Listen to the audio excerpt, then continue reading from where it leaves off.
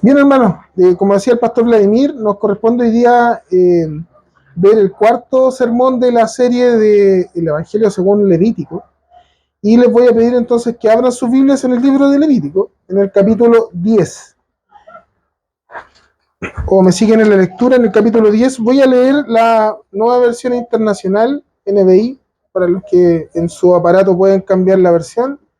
Y si alguien anda con más de una Biblia, saque la NBI, ¿ya? Para que me puedan seguir en la lectura. Levítico, entonces, en el capítulo 10, vamos a leer entonces del versículo 1 al verso 7. Me siguen en la lectura, dice así: Pero Nadab y Abiú, hijos de Aarón, tomaron cada uno su incensario y poniendo en ellos fuego e incienso, ofrecieron ante el Señor fuego que no tenían por qué ofrecer, pues Él no se los había mandado. Gracias. Entonces salió de la presencia del Señor un fuego que los consumió y murieron ante él. Moisés le dijo a Aarón: de esto hablaba el Señor cuando dijo: entre los que se acercan a mí manifestaré mi santidad y ante todo el pueblo manifestaré mi gloria. Y Aarón guardó silencio. Moisés mandó a llamar a Misael y a Elzafán, hijos de Uziel, tío de Aarón, y les dijo: vengan acá y retiren del santuario a sus hermanos, sáquenlos del campamento. Ellos se acercaron y tomándolos por las túnicas, se los llevaron fuera del campamento tal como Moisés lo había ordenado. Luego Moisés le dijo a Aarón y a sus hijos Eleazar e Itamar: no anden ustedes con el pelo despeinado, ni se arranquen los vestidos, así no morirán ustedes, ni se irritará el Señor contra toda la comunidad. Sus hermanos israelitas harán duelo por el incendio que produjo el Señor. Pero ustedes no vayan a salir de la tienda de reunión, no sea que mueran, porque el aceite de la unción del Señor está sobre ustedes. Y ellos hicieron lo que Moisés les dijo. Oremos. Señor, te damos gracias porque tú eres bueno, Señor. Te pedimos, Señor, que por medio de tu palabra, hoy día, Señor, seamos alimentados, sean saciados, Señor, todas nuestras necesidades, Señor, y que podamos, Señor, atender, Señor, a tu palabra en esta hora. Permite, Señor, que pueda exponer fielmente, Señor, lo que tú quieras decir, Padre Santo, y que tu pueblo, Señor, junto con tu pueblo, Señor, podamos ser alimentados por ti, Señor. Gracias, Señor, te damos. En el nombre de Jesús, amén. Bien.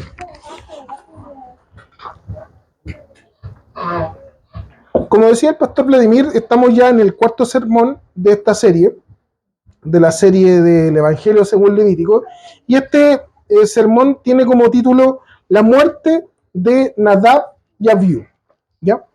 Entonces, primero debemos recordar dónde estamos situados hoy día. Recuerden que estamos en el capítulo 10. En el sermón pasado vimos lo que el pastor Vladimir nos hablaba acerca de los sacerdotes, ¿cierto? Cómo ellos fueron consagrados para el servicio, para el ministerio, tanto a Aarón como sumo sacerdote y sus hijos, ¿ya? Que sus hijos Nadab, Abiú, Eleazar y Itamar, ¿ya? Sus cuatro hijos entonces también fueron ordenados sacerdotes para el servicio en medio de la iglesia. En el capítulo 8, en el capítulo 9, que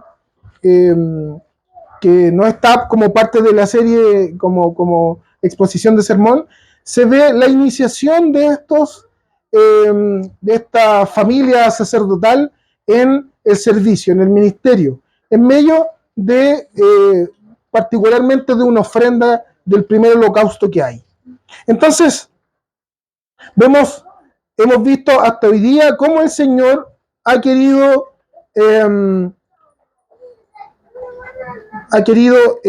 relacionarse con su pueblo de manera por medio de los sacrificios. Vamos a ver más adelante las ofrendas, como el Señor también hay fiestas solemnes que nos acercan o acercan al pueblo por medio de la celebración de todas estas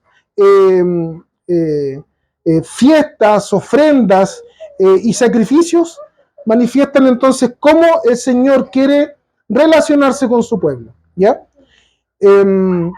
Entonces vemos en este sermón en particular cómo Dios y qué tan santo es Dios y de qué manera debemos presentarnos ante Él. De qué manera entonces el pueblo debe presentarse ante este Dios santo. Entonces en este cuarto sermón veremos cómo esta triste escena que estamos leyendo en estos primeros versículos del capítulo 10, la muerte de los sacerdotes nos muestra el carácter del Dios santo. Cómo Dios quiere entonces y cómo Dios se muestra ante el pueblo. El fracaso de Israel también frente a las demandas de Dios y el cumplimiento perfecto de Cristo en la palabra del Señor y en la historia. Entonces veremos un primer asunto que tiene que ver con el carácter de Dios Santo. Cuando nosotros leemos en la Nueva Versión Internacional, que fue el texto que quise compartirles, la versión que quise compartirles particularmente porque esta versión en particular está siendo traducida muy fielmente o muy particularmente fiel a lo que el original dice. ¿Y por qué se los comento muy en particular? Porque parte el capítulo 10 con el versículo 1 diciendo pero Nadab y Abiú. Eso quiere decir entonces que para poder entender lo que estaba pasando y lo que ha pasado en el versículo 10, en el capítulo 10, versículo 1, debemos entender qué es lo que ha pasado hasta el momento. La palabra pero, entonces está conectando toda la historia reciente, todo el relato anterior, con este nuevo relato en el capítulo 10. Recordemos que el texto original no tiene capítulos, no tiene versículos. Estos fueron añadidos posteriormente para mayor comprensión, para que fuera más didáctico también entender la palabra del Señor y pudiéramos referenciarlo de alguna forma. Imagínense un texto que no tenga versículos, capítulos y poder aprenderse partes de ellos. Para eso fue precisamente que se incluyeron capítulos y versículos en el texto para esa mayor comprensión. Sin embargo, para poder entender esto tenemos que entenderlo como un relato completo. Hoy día, ha pasado lo siguiente. En el capítulo 10, entonces debemos comprenderlo como la continuación de lo descrito en el capítulo anterior.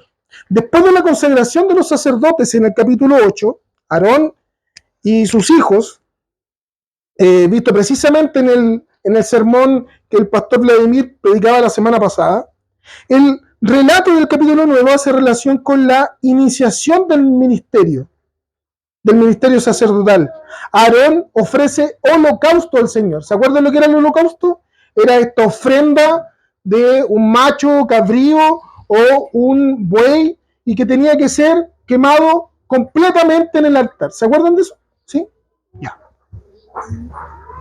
Si no se acuerdan, lean de nuevo los Levíticos hasta donde vamos hoy día, ¿ya? Porque es súper interesante porque vamos a ir a hablar durante toda la serie vamos a seguir hablando de holocausto, de ofrendas, de ofrenda de paz, libación, todo esto lo vamos a seguir hablando. Entonces, si no lo entendió hasta hoy día, léalo para que no se pierda, ¿ya?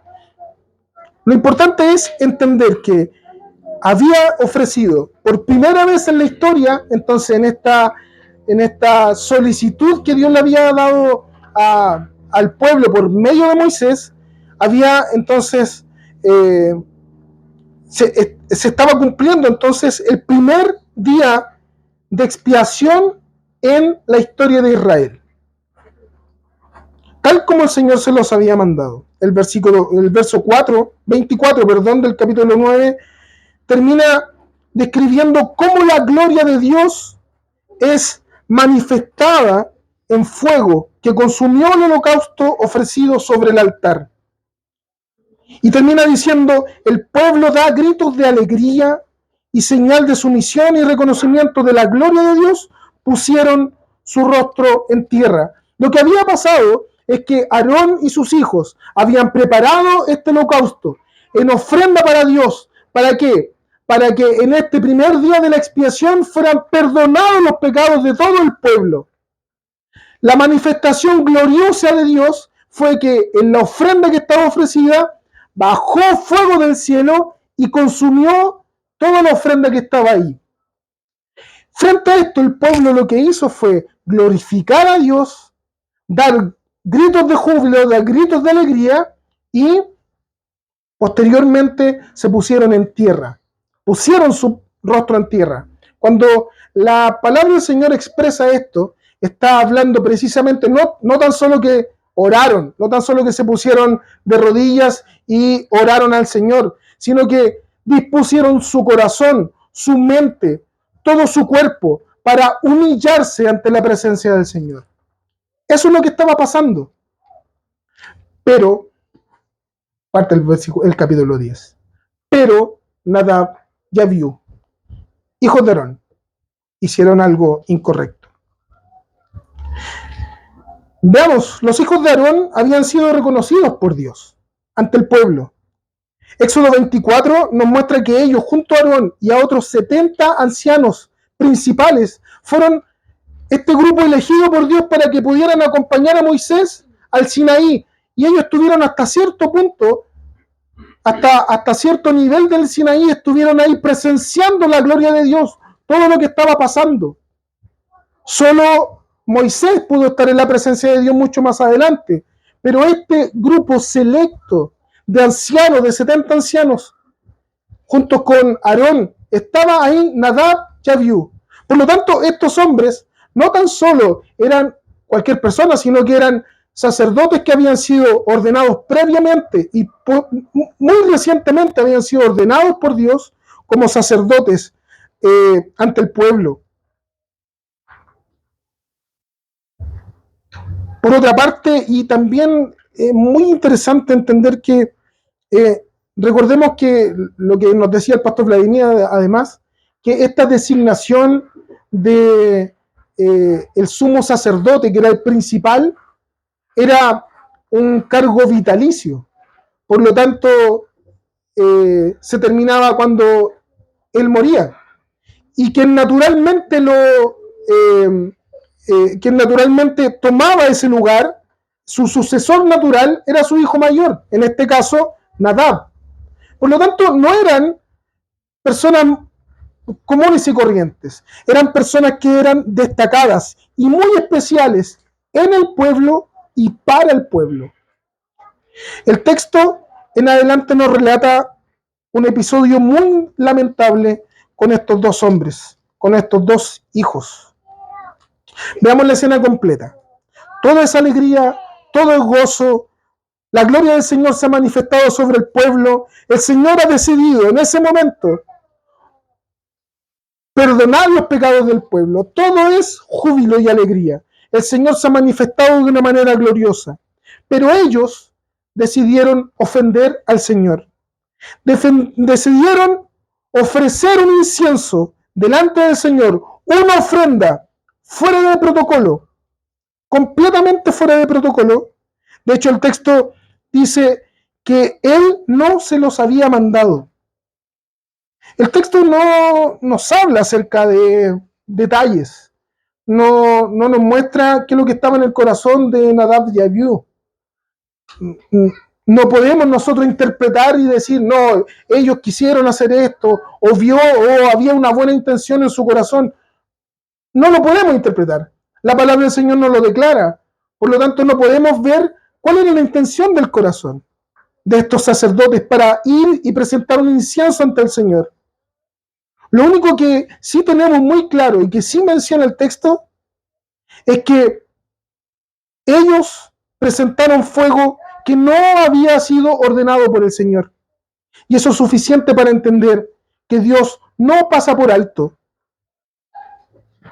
o Dios no va a pasar por alto las instrucciones que él mismo había dado a los sacerdotes por medio de Moisés.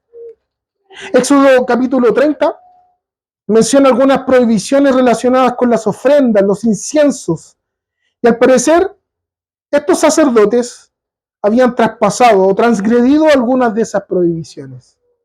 No sabemos cuál en particular. No hay detalles explícitos respecto de este fuego extraño. Sin embargo, hay un consenso respecto de los estudiosos de la Biblia. Yo aquí solo leí, ¿ya? Hay un consenso respecto de los estudiosos del Antiguo Testamento respecto de esto. Se presume entonces que, pero muy ciertamente, que el fuego es muy probable que haya salido de un lugar distinto de donde debía haber salido. Explico. Éxodo capítulo 30, los versículos del 7 al 9 dice: cada mañana, cuando Aarón prepare las lámparas, quemará incienso aromático sobre el altar. Y también al caer la tarde, cuando las encienda, las generaciones futuras deberán quemar siempre incienso ante el Señor. No ofrezcan sobre el altar ningún otro incienso, ni ofrenda de grano, ni derramen sobre él ofrenda líquida alguna. Lo que está diciendo aquí, y lo que habla también como instrucción, es que el fuego para el incienso debía ser tomado del altar y no de otro lugar. No podía ser un fuego, no podían llevar fósforo en el bolsillo ni un encendedor para ofrecer incienso al Señor. Debían sacarlo entonces del altar, en donde estaba constantemente el fuego encendido. Esto era así. Siempre había un fuego encendido durante día y noche, fuera del tabernáculo. Había fuego encendido día y noche, que mostraba la presencia de Dios ahí. Desde ese fuego, los sacerdotes tenían que tomar para presentar ofrenda al Señor. Lo que está claro es que seguramente y muy posiblemente ellos no tomaron de ese fuego para presentar esta ofrenda. Entonces se pusieron creativos y dijeron: vamos a presentar ofrenda al Señor. Un fuego extraño. Continúa el texto. Y resulta que la respuesta del Señor aquí es categórica. Entonces salió de la presencia del Señor un fuego que los consumió y murieron ante él. Entonces el relato de alegría, la manifestación de la gloria de Dios, tomó un curso inesperado. El mismo fuego que había consumido la ofrenda por el perdón de los pecados del Señor, hoy día ese mismo fuego ha consumido a estos sacerdotes imprudentes que presentaron fuego extraño al Señor. Moisés le dice en adelante a Aarón, de esto hablaba el Señor cuando dijo: en los que se acercan a mí manifestaré mi santidad, y ante todo el pueblo manifestaré mi gloria.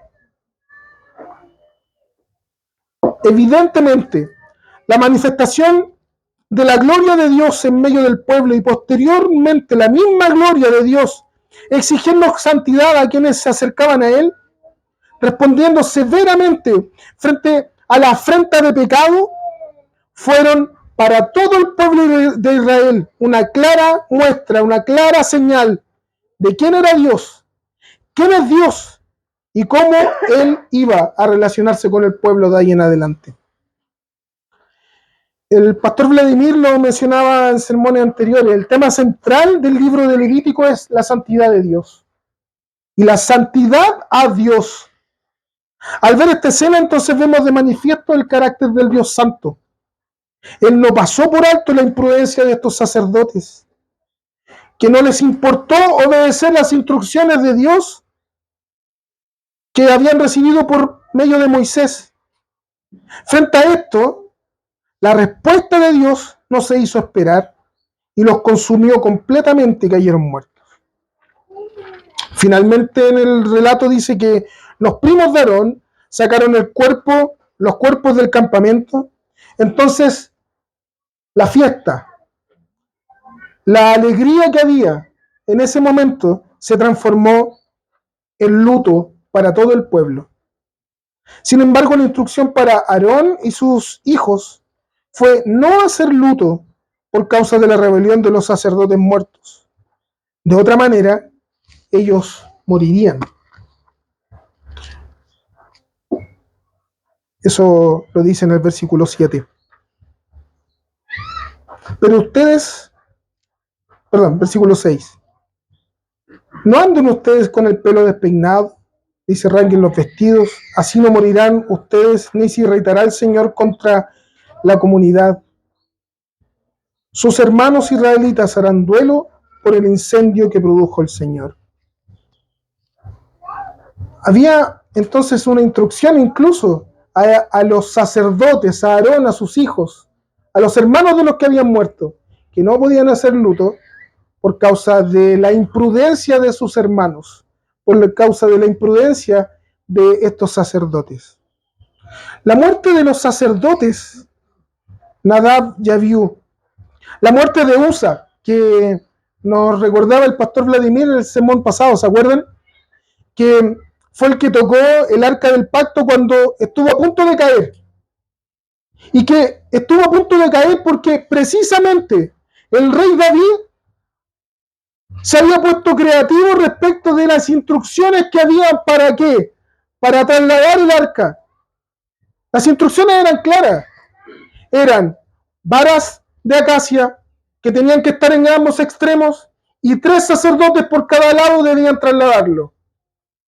Pero David dijo, no, vamos a hacerlo distinto esta vez, lo vamos a poner en un carrito, va a ir más resguardado, entonces vamos a llevarlo así porque va a ser mejor. Vamos a cuidar de que nadie pueda tocar esto. ¿Por qué?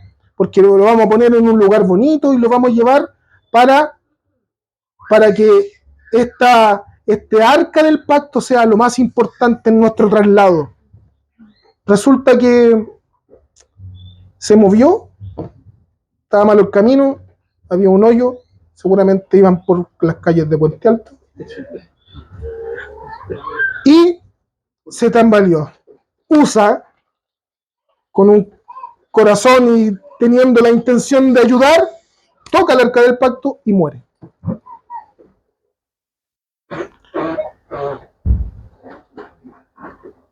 En el libro de Números dice que hubo un hombre llamado Coré, junto a 250 hombres, quisieron suplantar, o no quisieron, sino que suplantaron derechamente el ministerio sacerdotal. Tomaron los incensarios y fueron y ofrecieron ofrenda ante el Señor. Dice la palabra del Señor que se abrió la tierra y los 250 hombres desaparecieron en la presencia de todo el pueblo. Y todos los que estaban ahí mirando eso salieron corriendo, espantados por lo que estaba haciendo el Señor en ese momento.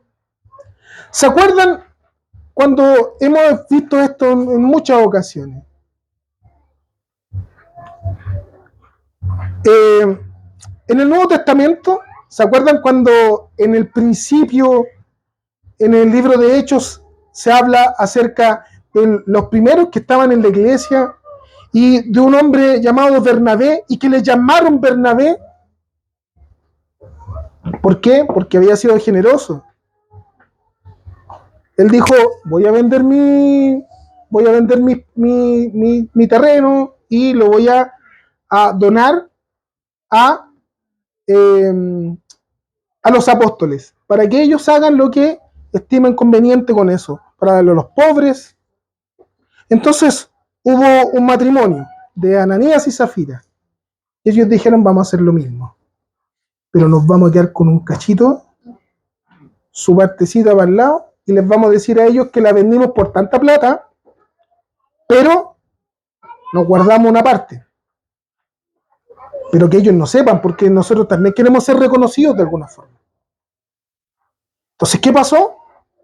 Que ellos van, presentan esto ante los apóstoles y fue descubierto su pecado y murieron ahí mismo. Murió primero Ananías y luego Zafira, su esposa. Entonces, estos episodios que nosotros vemos, estos relatos en la historia nos muestran que Dios no tranza con nadie. Dios no tranza su santidad de ninguna manera. El apóstol Pablo escribe a los romanos diciendo que nosotros, o en ese caso, a los romanos, deben presentar sus cuerpos en sacrificio vivo, agradable al Señor, que es vuestro culto racional. Vale decir que debemos ser una ofrenda constante al Señor, que nuestra vida debe agradar al Señor, que nuestra vida debe ser una ofrenda constante ante nuestro Dios. Pero ¿cuál es nuestra realidad realmente? ¿Qué estamos haciendo hoy día? ¿Qué estamos entregando al Señor? ¿Acaso no entregamos al Señor muchas veces fuegos extraños?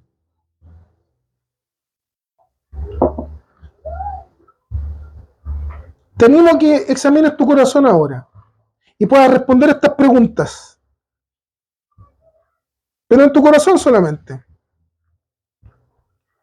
¿Cuántas veces has venido a ofrecer fuego extraño al Señor? Detrás del servicio a la iglesia, de ese servicio, de estar aquí en la iglesia, de venir, de servir con los jóvenes, con la música, como presbítero, como diácono, o solo el hecho de venir a la iglesia y servir al Señor. ¿Cuántas veces detrás de ese servicio en la iglesia, qué es lo que realmente está buscando tu corazón?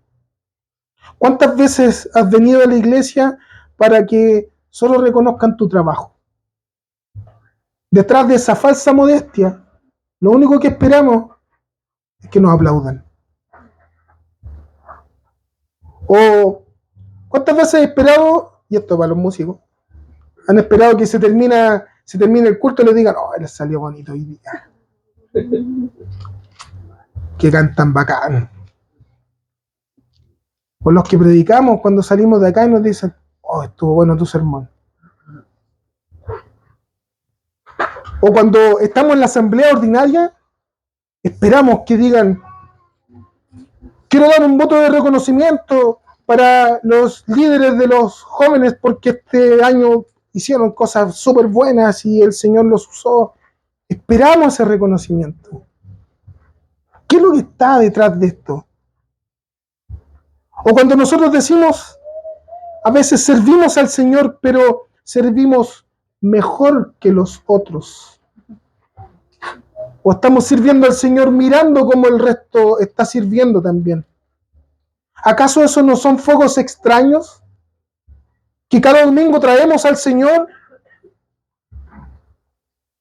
Miremos lo que pasó con Hadad y Abiú.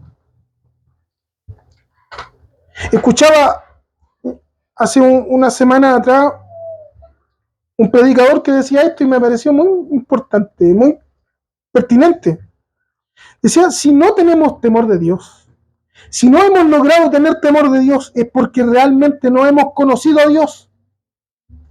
Porque si conociéramos a Dios, realmente conociéramos al Dios que servimos, entonces necesariamente querríamos tener una vida santa, que le agrada, que honra su nombre. La santidad a Dios no es transable, para nada. Es una afrenta al Señor cuando no lo hacemos.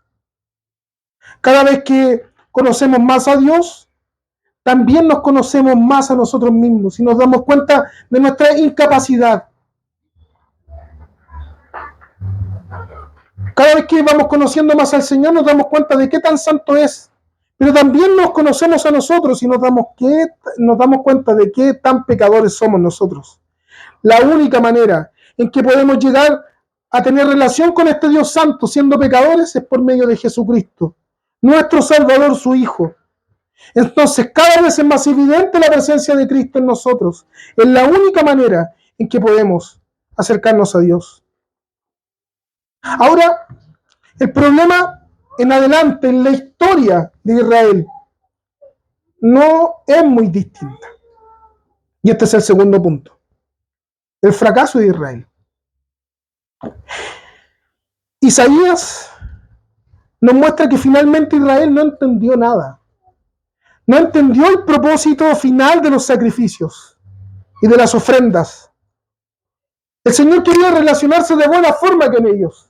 El Señor quería relacionarse de esta manera para que ellos pudieran llegar al Señor, para que ellos pudieran relacionarse santamente con el Señor, pero ellos no lo entendieron. Evidentemente, sus corazones trajeron al Señor ofrendas que ya no le agradaban, sino que buscaban otros intereses. La respuesta de Dios frente a esta evidencia fue dicha por el profeta Isaías. ¿De qué me sirven sus muchos sacrificios? Dice el Señor. Harto estoy de holocaustos de carneros y de la gracia de los animales engordados, la sangre de los novillos, corderos y machos cabríos ya no me complacen. ¿Por qué vienen a presentarse ante mí? ¿Quién les mandó traer animales para que pisotearan mis atrios? No me sigan trayendo vanas ofrendas. El incienso para mí es una abominación. La sentencia de Dios entonces es evidente. Ellos habían profanado este sistema de sacrificios que los acercaría a Dios. El mismo Isaías más adelante dice del pueblo, todos nosotros, todos somos gente impura. Nuestros actos de justicia son como trapos de inmundicia. Y de repente nosotros pensamos que nos podemos presentar ante Dios de esta manera, poniendo nuestro nombre, nuestro currículum frente al Señor. Y resulta que la palabra del Señor nos dice que nuestra justicia es como un trapo de inmundicia. No sé si alguna vez nos hemos explicado, pero un trapo de inmundicia no es el trapero con el que limpia el baño, que ya es inmundo, que ya es sucio, ¿cierto? No. El trapo de inmundicia es un trozo de género que usaban las mujeres antiguamente en su periodo menstrual. Ese es un trapo de inmundicia. Y la palabra del Señor nos está diciendo que cuando nosotros vamos a Dios con nuestra justicia por delante, lo que le estamos presentando al Señor es esa ofrenda, un trapo de inmundicia.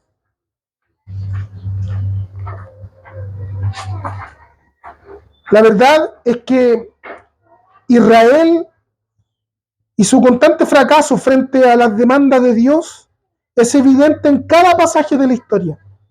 Vemos cómo Israel fue incapaz de cumplir siempre las demandas de Dios. La palabra del Señor dice, su corazón está lejos de mí.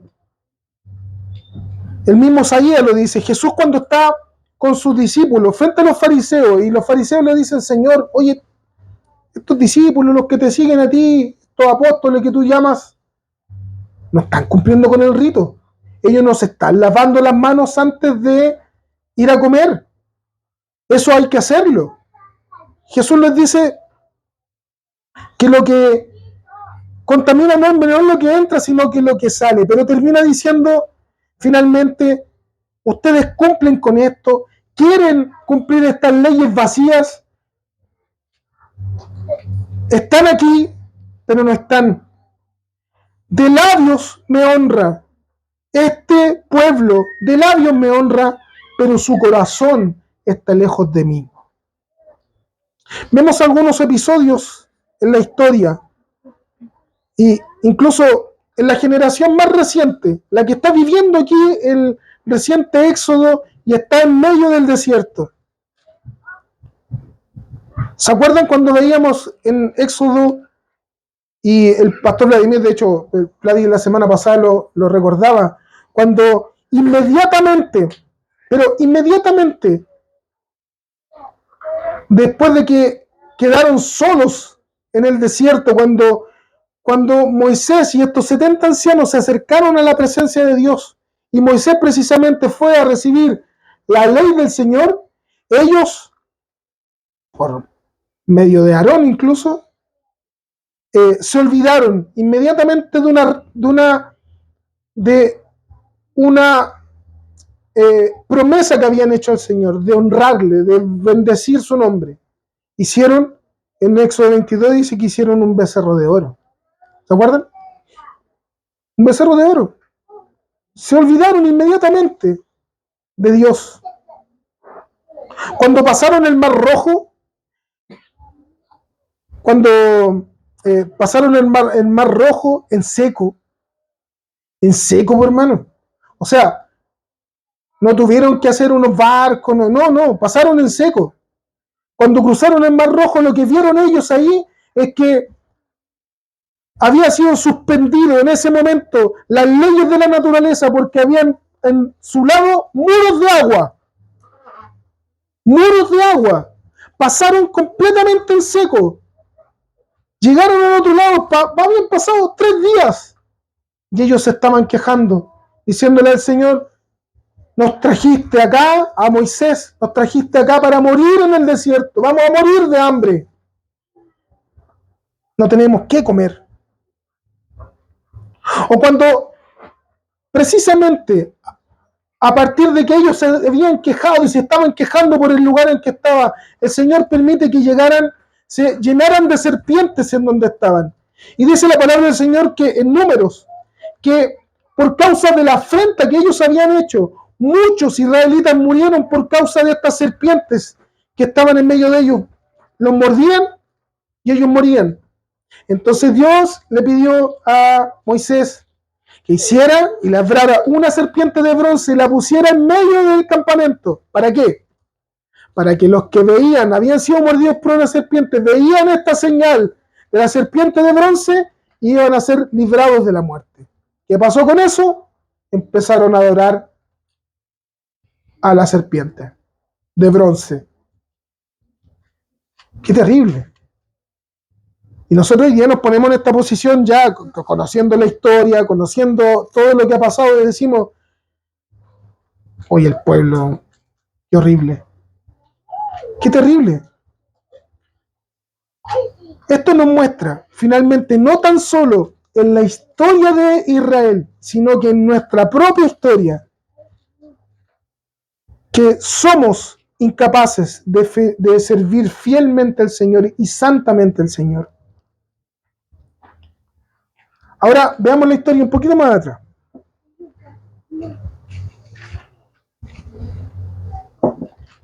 Por causa del pecado, Adán y Eva no tan solo fueron expulsados del jardín del Edén, sino también de la comunión de Dios, del santo Dios y de la creación. El pecado marca permanentemente a toda la creación. Porque somos, como dice, y nosotros creemos como reformados en estos 5 puntos del calvinismo, o 5 puntos que reafirman nuestra fe respecto de algunas controversias. Somos completamente y totalmente depravados. Somos depravados totalmente. Estamos marcados por el pecado. Nosotros pecamos y caímos, volviéndonos totalmente depravados. Las transgresiones, en efecto, son el efecto de la caída del hombre. Nosotros no nos hacemos pecadores porque pecamos. No nos hacemos pecadores por causa del ejercicio del pecado, sino es todo lo contrario. Nosotros somos pecadores. Y por causa de esa naturaleza es que nosotros pecamos. Nuestra corrupción es pecaminosa y es tan profunda y tan fuerte que nos convierte en esclavos del pecado. Nos hace moralmente incapaces de vencer nuestra propia rebelión y ceguera. Esta incapacidad para salvarnos a nosotros mismos es total. Dependemos totalmente de la gracia de Dios para vencer la rebelión, para que nos dé ojos para ver y para que nos traiga el Salvador de manera eficaz. Ahora, todos nosotros estamos bajo la misma cláusula. Por cuanto todos pecaron, todos estamos destituidos de la gloria de Dios. Luego de la caída, el ser humano es incapaz de cumplir las demandas de Dios. Y por eso Dios establece un nuevo pacto de gracia. Y este patrón se repite en la historia de Israel y en la historia nuestra. Un patrón que nosotros vimos incluso en una de las series que tuvimos acá en la iglesia. De pecado, juicio y gracia. ¿Se acuerdan? Que el pueblo pecaba, el Señor los enjuiciaba, lo entregaba a sus enemigos y el Señor manifestaba su gracia posteriormente. ¿Para qué? Para que nuevamente el pueblo pecaba, nuevamente el pueblo era enjuiciado y nuevamente el Señor manifestaba su gracia. De este modo, entendemos cómo Dios, en las palabras del mismo Isaías incluso más adelante, declara su amor, su compasión, su gracia a sus hijos, a su pueblo. El mismo texto que leímos al principio de esta segunda parte, el Señor se hastió de las ofrendas, se hastió de los holocaustos, se hastió de las fiestas que venían ante el Señor de manera incorrecta, de manera impura. Este mismo Señor les dice, vengan y pongamos las cosas en claro. Y lo voy a decir como lo decimos los canutos antiguos. Aunque si tus pecados fueran como la grana, como la nieve serán emblanquecidos, y si fueren rojos como el carmesí, vendrán a ser como la blanca lana.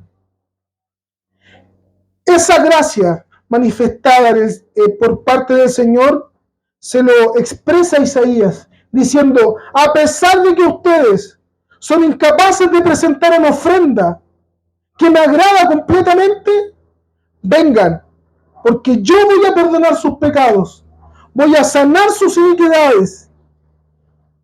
Si sus pecados son rojos como el carmesí, van a venir a ser como la lana blanca. Entonces, no todo está perdido. Y pasamos entonces a una tercera parte, que todo esto está cumplido en Cristo Jesús.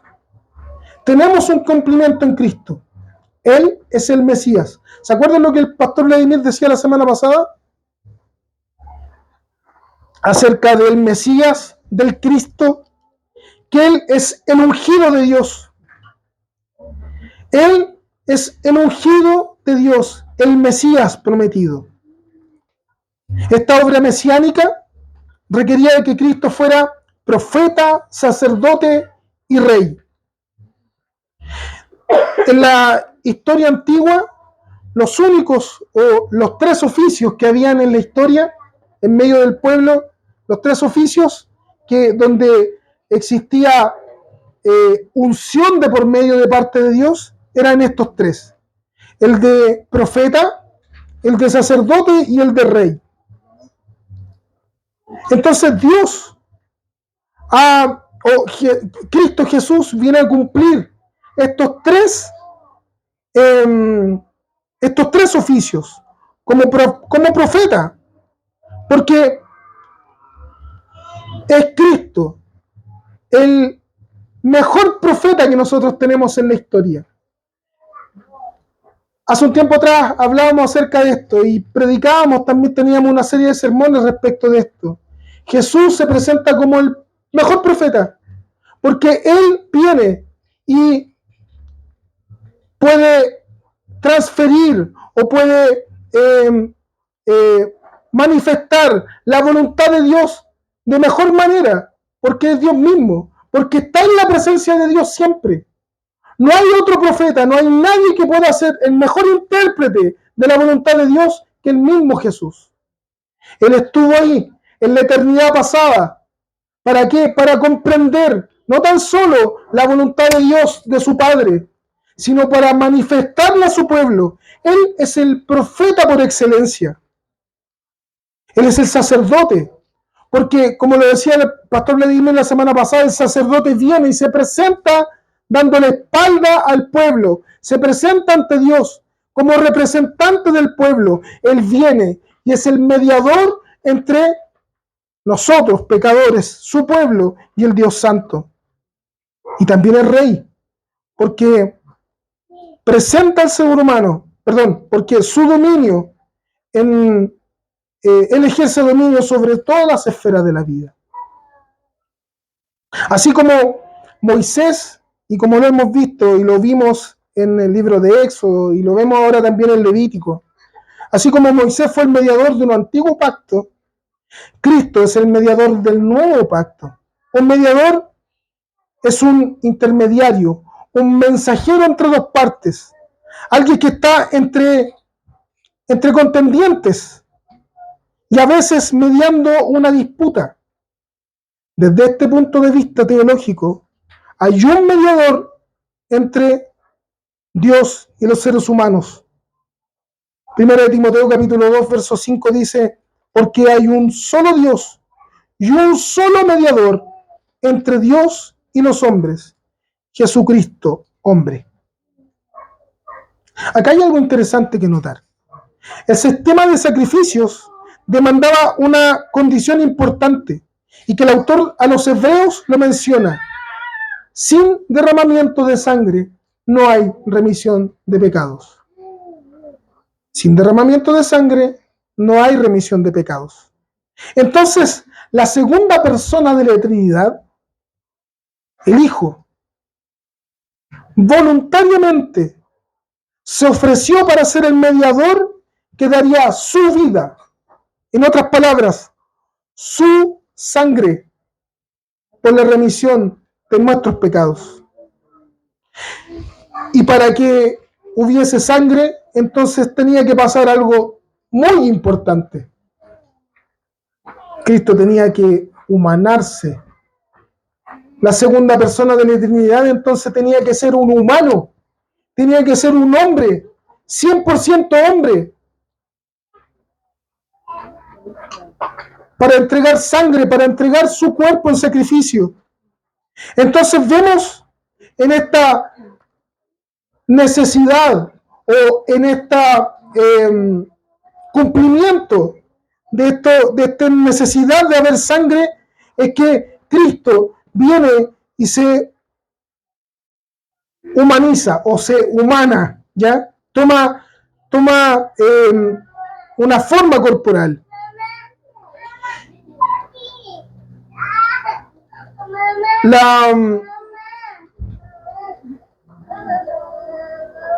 Una de las principales doctrinas acerca de la humanidad de Cristo en la iglesia reformada y en la iglesia cristiana es la doble naturaleza de Cristo, esta unión hipostática, entendiendo que Cristo es 100% hombre y 100% Dios, porque Cristo es Dios. La palabra del Señor dice que en Él habita toda la plenitud de la deidad, según Colosenses. Primera de Juan capítulo 5, verso 20 dice, también sabemos que el Hijo de Dios ha venido y nos ha dado el entendimiento para que conozcamos al verdadero Dios. Y estamos con el verdadero, con su Hijo Jesucristo. Él es el Dios verdadero y da vida eterna. Por lo tanto, entendemos que Cristo Jesús es Dios, pero también entendemos que Cristo Jesús es hombre, habiendo entrado en la naturaleza humana sobrenaturalmente y sin pecado. El Verbo se hizo carne y tabernaculizó entre nosotros, y contemplamos su gloria como del unigénito del Padre, lleno de gracia y de verdad, según lo que dice Juan capítulo 1. Y lo que nos dice también el libro de Hebreos, que Él fue hombre, como nosotros, experimentando nuestras mismas sensaciones, nuestras mismas pasiones, Dice que fue tentado, incluso fue tentado en todo, pero sin pecado. Entonces Cristo manifiesta su misión al respecto. Y dice Cristo de sí mismo: no piensen que he venido a anular la ley o a los profetas. No he venido a anularlo, sino que a darle cumplimiento. Les aseguro que mientras exista el cielo y la tierra, ni una letra, ni una tilde de la ley desaparecerá hasta que todo se haya cumplido. Entonces lo que viene a hacer Jesús en esta doble naturaleza, viene a dar cumplimiento, viene a poner en efecto todo este sistema de sacrificios que había sido puesto por Dios para relacionarse con el pueblo. Cristo viene a dar fiel cumplimiento a todo esto, no para anular la ley, sino para cumplirla, para poner realmente el efecto que debía cumplirla, el efecto que debía tener esta ley. Entonces, todas las demandas de Dios fueron perfectamente cumplidas en Cristo. Hoy día, entonces, no necesitamos otra ley. No necesitamos otra ley fuera de Cristo. No necesitamos otro sacrificio, como lo hacía el sumo sacerdote una vez al año, ofreciendo sacrificio para el perdón de los pecados. Cristo vino, murió por nosotros, se entregó a sí mismo, murió y se entregó para el perdón de nuestros pecados una vez y para siempre. No necesitamos de otro sacrificio, no necesitamos de otro sacerdote, no necesitamos de otro mediador. Cristo es suficiente. En el libro de Éxodo vimos y hemos visto en el libro de Éxodo anteriormente y también ahora en Levítico, hemos visto cómo todo es una prefiguración de Cristo. Cristo es el Cordero Pascual. ¿Se acuerdan? Cristo es el Cordero Pascual. Cristo es el maná del cielo que tuvieron ellos cuando tuvieron hambre. Cristo es el agua de vida. Cristo también es el mediador, es la encarnación de la voluntad divina. Él es el tabernáculo. Él es el sacerdote que se presenta ante Dios por nosotros. Pero también Él es la ofrenda perfecta. En el Antiguo Testamento encontramos una imagen tras otra de estos eventos. Las personas, los rituales. Y todas estas imágenes apuntan a la persona de Cristo. Todas ellas son necesarias para explicar su obra y su persona. En ellas y a través de ellas vemos las riquezas de la gracia de Dios en Cristo Jesús. Entonces encontramos en Cristo el cumplimiento perfecto de las demandas del Dios Santo. Finalmente, hermanos, para reflexionar y practicar respecto de esto, la imprudencia de los sacerdotes les causó la muerte. Y ese mismo castigo es el que nosotros merecemos. Es el mismo castigo que nosotros merecemos cuando presentamos ofrendas que no agradan al Señor. Sin embargo,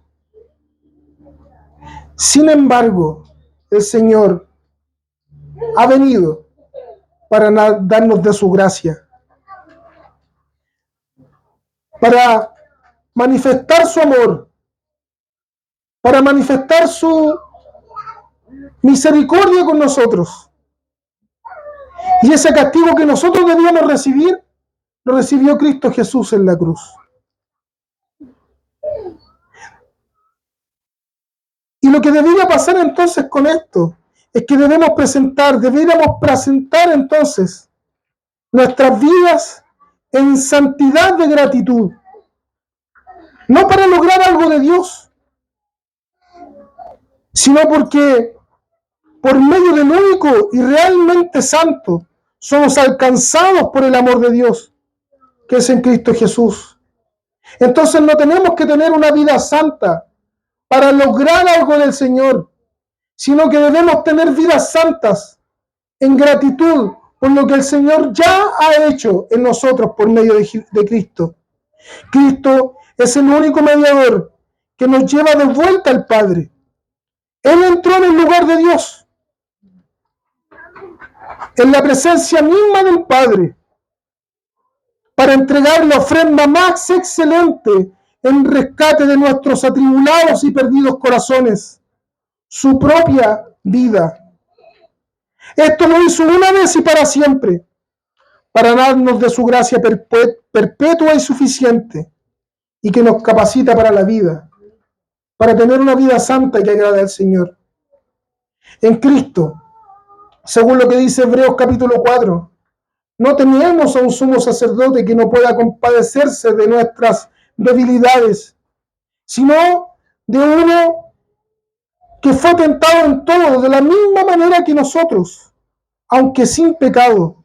Por lo tanto, y esta es la invitación, acerquémonos confiadamente al trono de su gracia para alcanzar de él misericordia y hallar la gracia oportuna cuando necesitemos ayuda. Finalmente, es Cristo quien sube cual incienso agradable a Dios. Recordemos las palabras del mismo Padre cuando está Jesús siendo bautizado por Juan el Bautista. Este es mi Hijo amado, en quien yo me complazco. Es Cristo quien pagó el precio de nuestra rebelión y nos redimió eternamente para hacernos no tan solo parte de su pueblo, sino también su familia, sus hijos. Es la obra del Espíritu Santo, entonces, de ahí en adelante, que nos santifica en la poderosa obra de Cristo para proporcionarnos todo lo que nosotros necesitamos para nuestra salvación, para nuestra santificación y para la gloria de Dios. Que Dios nos bendiga. Oremos.